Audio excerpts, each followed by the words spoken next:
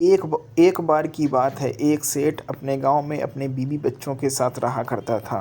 उसकी ईमानदारी और मेहनत के कारण वह एक बहुत ही सफल व्यापारी बन गया था। वह अपने इस सफल व्यापारी बनने के पीछे भगवान को श्रेय दिया करता था और वह भगवान को हमेशा साक्षी मानता था।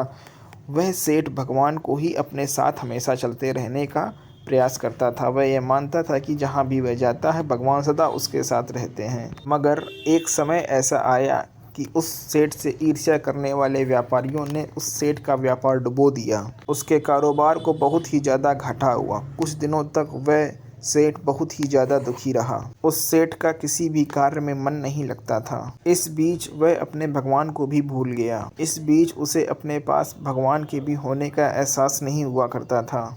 वह यह मानने लगा था कि बुरे वक्त में इंसान तो क्या भगवान भी मेरा हाथ छोड़ गए हैं। कई दिन बीतते चले गए। उस सेठ ने अपने आप को संभाला और फिर से लगातार मेहनत करना शुरू कर दिया। मेहनत और ईमानदारी के साथ साथ वह अपना व्यापार भी बड़ी सतर्कता के साथ करता रहा, ताकि अब कोई दूसरा व्यापारी उसके व्यापार को किसी भी तरीके से हानि ना पहुंचा सके। धीरे धीरे व्यापार में पहले से भी ज़्यादा मुनाफा होने लगा। व्यापार में मुनाफा होते ही वह व्यापारी फिर से अपने भगवान का महसूस करने लगा था। उसे लगने लगा था, उसे ऐसा महसूस होने लगा था कि भगवान फिर से उसके साथ हैं। वह सेठ अपने भगवान से रूठा हुआ था। वह भगवान से कह रहा था कि जब मेरे दिन खराब थे, जब मेरे दिन बुरे चल रहे थे, तो आप भी मेरे साथ नहीं थे।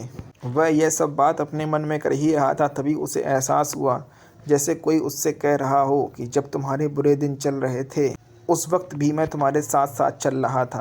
तब मैं तुम्हारे अंदर विराजमान था, ताकि मैं तुम्हें तुम्हारी मुसीबतों से हमेशा के लिए बाहर निकाल सकूं, तुम्हारे अंदर फिर से उस शक्ति का संचार कर सकूं, ताकि जो तुम्हारे अंदर धैर्य और निष्ठा है उसका तुम संयम से पालन करते रहो। उसके अंदर से एक और आवाज़ आई कि जब समस्याएं आती हैं तो उसका हल भी स्वयं को ही करना पड़ता है और सेठ, यह समस्या का हल भी तुम्हें ही निकालना होगा।